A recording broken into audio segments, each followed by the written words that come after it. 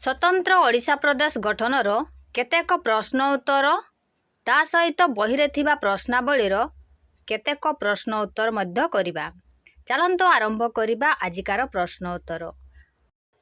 आजिकार प्रथम प्रश्न, कटक रे उत्कल सभा केबे होइथिला? 1880 मसीह रे, 1881 मसीह रे, 1882 मसीह रे, 1883 मसीह रे। यार सठिक उत्तर होछि ऑप्शन सी 1882 मसीह रे। उत्कल सभा कटक रे गठित होइथिला 1882 मसीहा अगस्त 16 तारिख रे। यह उत्कल गौरव मधुसूदन दासଙ୍କ उत्साह और उद्यम रे कटक रे होइथिला। यह थिला ओडिशार सर्वप्रथम सुसंगठित राजनीतिक अनुष्ठान। यार प्रथम सभापति थिले चौधरी काशीनाथ दास आउ संपादक थिले गौरीशंकर राय। यार उद्देश्य थिला स्थानीय स्वायत्त शासन अनुष्ठान सृष्टि करिबा और जनकल्याण कार्य को प्रोत्साहित करिबा। यार परवर्ती प्रश्न, ओडिशा रे महिमा धर्मर प्रवर्तक किए थिले? यार उत्तर महिमा गोस्वामी। जदि प्रश्न आसे ओडिशा रे महिमा धर्मर प्रचारक किए थिले ताहाले उत्तर आसिबो भीम भोई। 19 शताब्दीर द्वितीयार्धरे ओडिशार धर्म क्षेत्र रे नुआ चेतनार प्रभाव देखा देइथिला। ख्रीष्ट धर्म और ब्रह्म धर्म विरोध रे एक संस्कार धर्मी धर्मर आवश्यकता थिला।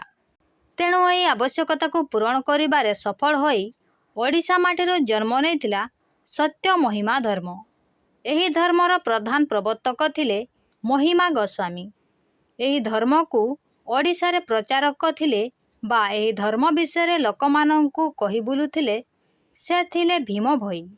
प्रवर्तक एवं प्रचारक अलगा अलगा शब्द। प्रवर्तक होउचंती जे से धर्म विषय रे कुहे एवं प्रचारक होउचंती से धर्म विषय रे लोकमानंक पाखरे जाई कहि बुले से होउचंती प्रचारक। परवर्ती प्रश्न, केते मसिया रे ओडिशा रे स्वायत्त शासन व्यवस्था होइतिला? यार उत्तर 1882 मसीह रे। 1882 मसीह रे भाइसराय थिले लॉर्ड रिपन। से स्वायत्त शासन व्यवस्था करथिले। वर्तमान बहिरे थिबा प्रश्नावलीर केतोटी प्रश्न उत्तर करिबा। आम चैनल रे नुआ थिले चैनल को सब्सक्राइब करिनेबे।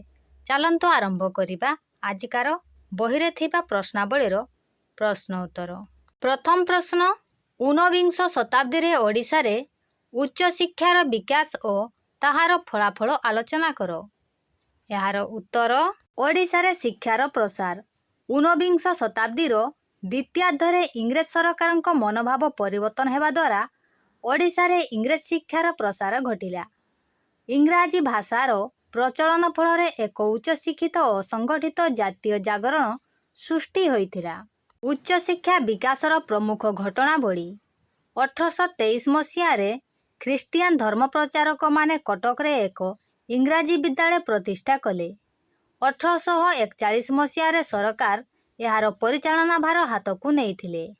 1854 मसीह रे चार्ल्स वुडଙ୍କ शिक्षा संस्कार नियम प्रणयन और 1857 मसीह रे कलिकता विश्वविद्यालय प्रतिष्ठा ओडिशा रे शिक्षार प्रसार दिगरे सहायक होइथिला। 1858 मसीहा ओडिशा रे पुरी, कटक और बालेश्वर जिल्लार सदर महकुमा रे थिबा गोटिए लेखाएं जिला स्कूल समेत सरकारी और साहाय्य प्राप्त विद्यालय एहीपरि मोट 33टी विद्यालय थिला।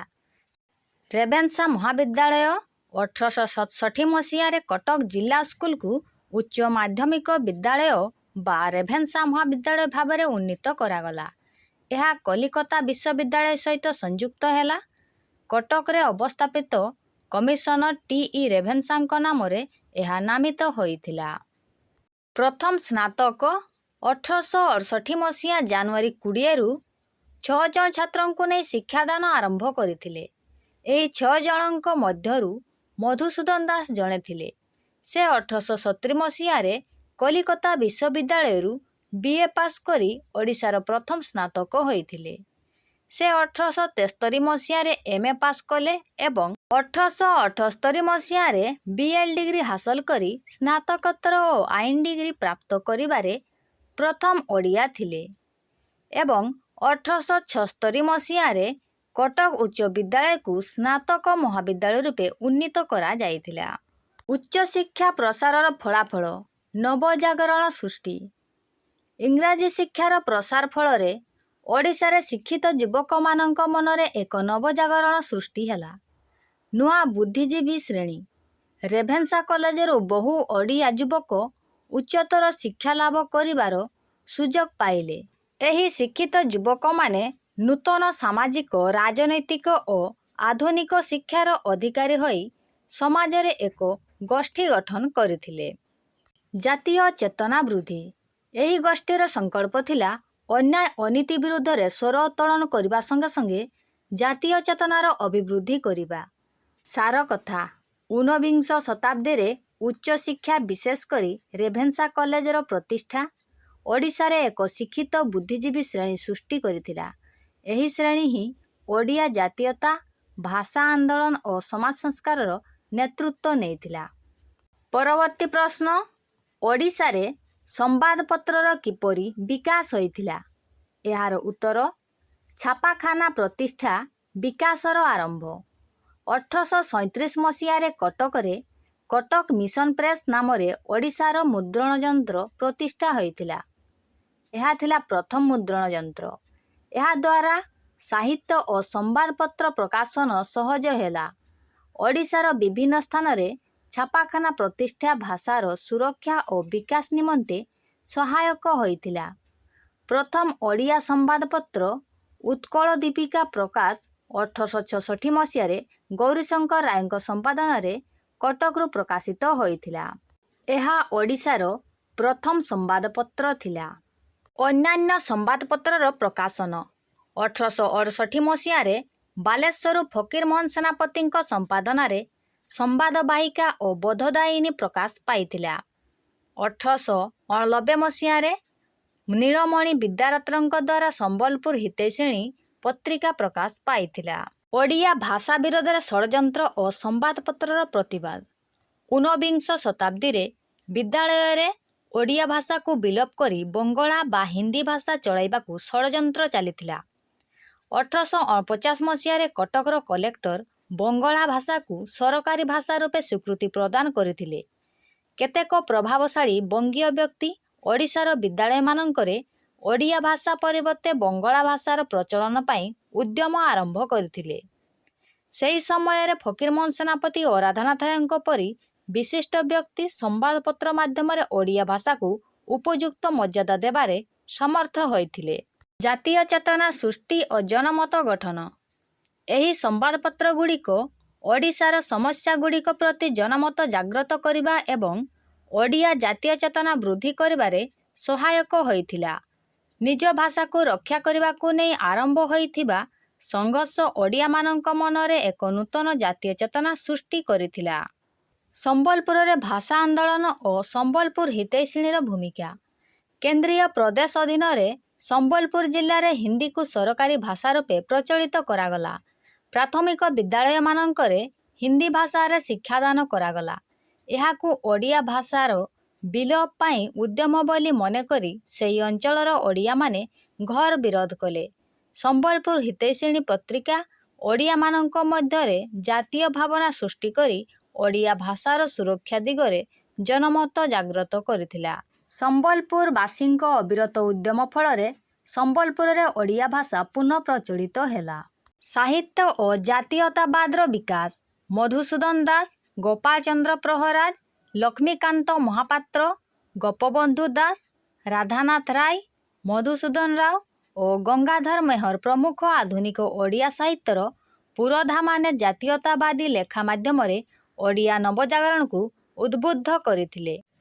ଉପସଂହାର। ଏହିପରି ଭାବରେ ସମ୍ବାଦପତ୍ରଗୁଡ଼ିକ ଓଡ଼ିଆ ଭାଷାର ସୁରକ୍ଷା, ଜାତୀୟ ଚେତନା ଜାଗ୍ରତ ଏବଂ ଓଡ଼ିଆ ଜାତୀୟତାବାଦର ବିକାଶରେ ମୁଖ୍ୟ ଭୂମିକା ନିର୍ବାହ କରିଥିଲା। ପରବର୍ତ୍ତୀ ପ୍ରଶ୍ନ, ଓଡ଼ିଆ ବଙ୍ଗଳା ଭାଷା ବିବାଦ କିପରି ଓଡ଼ିଶାରେ ଜାତୀୟ ଚେତନା ସୃଷ୍ଟି କରିବାରେ ସାହାଯ୍ୟ କରିଥିଲା? ଏହାର ଉତ୍ତର, ଓଡ଼ିଆ ଭାଷା ବିଲୋପର ଷଡ଼ଯନ୍ତ୍ର। 1803 ମସିହାରେ ଇଂରେଜମାନେ ଓଡ଼ିଶା ଅଧିକାର କରିବା ପରେ ଓଡ଼ିଶାକୁ ବଙ୍ଗଳାର ଏକ ଅଂଶ ରୂପେ ଗ୍ରହଣ କରିଥିଲେ। ସେଥିପାଇଁ ସେମାନେ ବଙ୍ଗାଳୀମାନଙ୍କୁ ରାଜକର୍ମଚାରୀ ରୂପେ ଓଡ଼ିଶାରେ ଅବସ୍ଥାପିତ କରିଥିଲେ। ଏହି ବଙ୍ଗାଳୀମାନେ ହିଁ ଓଡ଼ିଶାରେ ବଙ୍ଗଳା ଭାଷାର ପ୍ରଚାରରେ ମୁଖ୍ୟ ରହିଥିଲେ। ସରକାରୀ ଭାଷା ରୂପେ ବଙ୍ଗଳାର ସ୍ୱୀକୃତି। 1849 ମସିହାରେ କଟକର କଲେକ୍ଟର ବଙ୍ଗଳା ଭାଷାକୁ ସରକାରୀ ଭାଷା ରୂପେ ସ୍ୱୀକୃତି ପ୍ରଦାନ କରିଥିଲେ। ଛାପାଖାନାର ଅଭାବ ଏବଂ ବୁଦ୍ଧିଜୀବୀଙ୍କ ସ୍ୱଳ୍ପତା ହେତୁ ଓଡ଼ିଆ ଭାଷାରେ ପାଠ୍ୟପୁସ୍ତକର ସଂଖ୍ୟା ବହୁତ କମ୍ ଥିଲା। ବିଦ୍ୟାଳୟରୁ ଓଡ଼ିଆ ହଟାଇବା ଉଦ୍ୟମ। ଏହି ଅସୁବିଧା ଆଳରେ କେତେକ ପ୍ରଭାବଶାଳୀ ବଙ୍ଗୀୟ ବ୍ୟକ୍ତି ଓଡ଼ିଶାର ବିଦ୍ୟାଳୟମାନଙ୍କରେ ଓଡ଼ିଆ ଭାଷା ପରିବର୍ତ୍ତେ ବଙ୍ଗଳା ଭାଷା ପ୍ରଚଳନ ପାଇଁ ଉଦ୍ୟମ ଆରମ୍ଭ କରିଥିଲେ। ଊନବିଂଶ ଶତାବ୍ଦୀରେ ବିଦ୍ୟାଳୟରେ ଓଡ଼ିଆ ଭାଷାକୁ ବିଲୋପ କରି ବଙ୍ଗଳା ଭାଷା ଚଳାଇବାକୁ ଷଡ଼ଯନ୍ତ୍ର ଚାଲିଥିଲା। ଭାଷା ସୁରକ୍ଷା ପାଇଁ ସଂଘର୍ଷ ଓ ଜାତୀୟ ଚେତନାର ଜନ୍ମ। ନିଜ ଭାଷାକୁ ରକ୍ଷା କରିବାକୁ ନେଇ ଆରମ୍ଭ ହୋଇଥିଲା ସଂଘର୍ଷ ଓଡ଼ିଆମାନଙ୍କ ମନରେ ଏକ ନୂତନ ଜାତୀୟ ଚେତନା ସୃଷ୍ଟି କରିବାରେ ସାହାଯ୍ୟ କରିଥିଲା। ବିଶିଷ୍ଟ ବ୍ୟକ୍ତି ଓ ସମ୍ବାଦପତ୍ରର ଭୂମିକା। ସେହି ସମୟରେ ଫକୀରମୋହନ ସେନାପତି ଓ ରାଧାନାଥ ରାୟଙ୍କ ପରି ବିଶିଷ୍ଟ ବ୍ୟକ୍ତି ସମ୍ବାଦପତ୍ର ମାଧ୍ୟମରେ ଓଡ଼ିଆ ଭାଷାକୁ ଉପଯୁକ୍ତ ମର୍ଯ୍ୟାଦା ଦେବାରେ ସମର୍ଥ ହୋଇଥିଲେ। ଓଡ଼ିଶାର କେତେକ ବଙ୍ଗଳା ଭାଷୀ ବ୍ୟକ୍ତି ବି ଓଡ଼ିଆ ଭାଷା ପ୍ରତି ସମର୍ଥନ ତଥା ଏହାର ସୁରକ୍ଷା ଦିଗରେ ଆଗ୍ରହ ଉଦ୍ୟମ କରିଥିଲେ। ଜାତୀୟତାବାଦର ବିକାଶ। ଏହି ସମସ୍ତ ଘଟଣା ଦ୍ୱାରା ଓଡ଼ିଶାରେ ଜାତୀୟତାବାଦର ବିକାଶ ହୋଇଥିଲା। ଭାଷା ବିବାଦ ଓଡ଼ିଆମାନଙ୍କ ମଧ୍ୟରେ ଜାତୀୟତା ଭାବ ସୃଷ୍ଟି କରିବାରେ ସହାୟକ ହୋଇଥିଲା।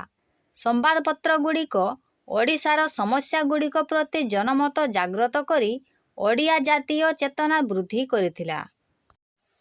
ସାରାଂଶରେ ବଙ୍ଗଳା ଭାଷାକୁ ଓଡ଼ିଆ ଉପରେ ଲଦି ଦେବାର ଷଡ଼ଯନ୍ତ୍ର ହିଁ ଓଡ଼ିଆମାନଙ୍କୁ ଏକାଠି କରିଥିଲା। ନିଜ ଭାଷା ଅସ୍ମିତା ବଞ୍ଚାଇବା ଲଢ଼େଇ ହିଁ ଓଡ଼ିଆ ଜାତୀୟ ଚେତନା ଜନ୍ମ ଦେଇଥିଲା। ପରବର୍ତ୍ତୀ ପ୍ରଶ୍ନ, ଊନବିଂଶ ଶତାବ୍ଦୀରେ ଗଠିତ ହୋଇଥିବା କେଉଁ ଅନୁଷ୍ଠାନଗୁଡ଼ିକ ଜାତୀୟ ଜାଗରଣକୁ ବଳବତ୍ତର କରିଥିଲା? ଏହାର ଉତ୍ତର ହେଉଛି ଊନବିଂଶ ଶତାବ୍ଦୀରେ ଓଡ଼ିଆ ଭାଷା ଓ ଜାତୀୟ ଚେତନାକୁ ବଞ୍ଚାଇବା ପାଇଁ ବହୁ ସଭା ସମିତି ଗଠିତ ହୋଇଥିଲା। ମୁଖ୍ୟ ଅନୁଷ୍ଠାନଗୁଡ଼ିକ ହେଲା ଉତ୍କଳ ସଭା 1882 ମସିହାରେ ହୋଇଥିଲା। ପ୍ରତିଷ୍ଠାତା ହେଉଛନ୍ତି ମଧୁସୂଦନ ଦାସ। ଭୂମିକା ଥିଲା ଉତ୍କଳ ସଭା ଓଡ଼ିଶାର ଇତିହାସରେ ଗଠିତ ହୋଇଥିବା ସର୍ବପ୍ରଥମ ରାଜନୈତିକ ସଂଗଠନ ଅଟେ। ଏହି ଅନୁଷ୍ଠାନ ଓଡ଼ିଆ ଜନସାଧାରଣଙ୍କ ବିଭିନ୍ନ ଅଭାବ ଅସୁବିଧା ଓ ନ୍ୟାୟସଙ୍ଗତ ଦାବିଗୁଡ଼ିକୁ ବ୍ରିଟିଶ ସରକାରଙ୍କ ସମ୍ମୁଖରେ ସଂଗଠିତ ଭାବେ ଉପସ୍ଥାପନ କରିଥିଲା। ଉତ୍କଳ ଭାଷା ଉନ୍ନତି ବିଧାୟିନୀ ସଭା 1867 ମସିହାରେ ହୋଇଥିଲା। ସ୍ଥାନ ବାଲେଶ୍ୱର ଜିଲ୍ଲାରେ। ପ୍ରତିଷ୍ଠାତା ଥିଲେ ଫକୀରମୋହନ ସେନାପତି। ଭୂମିକା ଥିଲା ବଙ୍ଗଳା ଭାଷାର ଆକ୍ରମଣରୁ ଓଡ଼ିଆ ଭାଷାକୁ ରକ୍ଷା କରିବା ପାଇଁ ଗଠିତ ପ୍ରଥମ ଅନୁଷ୍ଠାନ। ଓଡ଼ିଆ ପାଠ୍ୟପୁସ୍ତକ ପ୍ରସ୍ତୁତ କଲା। ଉତ୍କଳ ଭାଷା ଉଦ୍ଦୀପନୀ ସଭା 1867 ମସିହାରେ। ସ୍ଥାନ କଟକ। ଭୂମିକା ଥିଲା ଗୌରୀଶଙ୍କର ରାୟଙ୍କ ନେତୃତ୍ୱରେ ଗଠିତ ହୋଇଥିଲା ଏବଂ ଓଡ଼ିଆ ଭାଷାର ଉନ୍ନତି ଓ ପ୍ରଚାର ପାଇଁ କାମ କରିଥିଲା। ଉତ୍କଳ ଉଲ୍ଲାସିନୀ ସଭା 1869 ମସିହାରେ ହୋଇଥିଲା। ସ୍ଥାନ କଟକ ଜିଲ୍ଲାରେ। ଭୂମିକା ଥିଲା ଶିକ୍ଷା ଓ ସମାଜ ସଂସ୍କାର ପାଇଁ କାମ କରିବା ଏବଂ ଲୋକଙ୍କୁ ଜାଗ୍ରତ କରିବା। ଉତ୍କଳ ହିତବାଦିନୀ ସଭା 1866 ମସିହାରେ ହୋଇଥିଲା। ସ୍ଥାନ କଟକ ଜିଲ୍ଲାରେ। ପ୍ରତିଷ୍ଠାତା ଥିଲେ ଗୌରୀଶଙ୍କର ରାୟ। ଏହାର ଭୂମିକା ଥିଲା ଏହି ସଭା ଦ୍ୱାରା ହିଁ ଉତ୍କଳ ଦୀପିକା ଖବରକାଗଜ ପ୍ରକାଶ ପାଇଥିଲା ଓ ଭାଷା ଆନ୍ଦୋଳନର ମୁଖ୍ୟ କେନ୍ଦ୍ର ହୋଇଥିଲା। ଉପସଂହାର। ଏହିସବୁ ସଭା ସମିତି ଓଡ଼ିଆ ଭାଷା, ସାହିତ୍ୟ ଓ ଜାତିକୁ ବଞ୍ଚାଇବା ପାଇଁ ଏକଜୁଟ ହୋଇ କାମ କଲେ। ଏହାଦ୍ୱାରା ଓଡ଼ିଆମାନଙ୍କ ଭିତରେ ଜାତୀୟ ଚେତନା ସୃଷ୍ଟି କଲା ଓ ପରେ ଏହା ସ୍ୱତନ୍ତ୍ର ଓଡ଼ିଶା ପ୍ରଦେଶ ଗଠନ ଆନ୍ଦୋଳନରେ ପରିଣତ ହୋଇଥିଲା। ପରବର୍ତ୍ତୀ ପ୍ରଶ୍ନ, ଧର୍ମକ୍ଷେତ୍ରରେ ଓଡ଼ିଶାରେ ଦେଖାଦେଇଥିବା ନବଜାଗରଣ କ'ଣ ଏବଂ ଓଡ଼ିଆ ଜାତୀୟତା ବିକାଶ ଦିଗରେ ଏହା କିପରି ସହାୟକ ହୋଇଥିଲା? ଏହାର ଉତ୍ତର ଊନବିଂଶ ଶତାବ୍ଦୀର ଦ୍ୱିତୀୟାର୍ଦ୍ଧରେ ଓଡ଼ିଶାର ଧର୍ମକ୍ଷେତ୍ରରେ ନବଚେତନାର ପ୍ରଭାବ ପରିଲକ୍ଷିତ ହୋଇଥିଲା। ବ୍ରହ୍ମଧର୍ମ ଓ ଖ୍ରୀଷ୍ଟଧର୍ମ ବିରୋଧରେ ଏକ ସଂସ୍କାରଧର୍ମୀ ଧର୍ମର ଆବଶ୍ୟକତା ଅନୁଭୂତ ହୋଇଥିଲା। ଏହି ଆବଶ୍ୟକତାକୁ ପୂରଣ କରିବାରେ ସଫଳ ହୋଇଥିଲା ମହିମା ଧର୍ମ। ଏହି ଧର୍ମର ପ୍ରଧାନ ପ୍ରବର୍ତ୍ତକ ଥିଲେ ମହିମା ଗୋସ୍ୱାମୀ। ଏହି ଧର୍ମ ଓଡ଼ିଶାର ଜନଜୀବନ ଓ ଓଡ଼ିଆ ସାହିତ୍ୟକୁ ବହୁଳ ଭାବରେ ପ୍ରଭାବିତ କରିଥିଲା। ଭୀମ ଭୋଇ ଥିଲେ ଏହି ଧର୍ମର ମୁଖ୍ୟ ପ୍ରଚାରକ।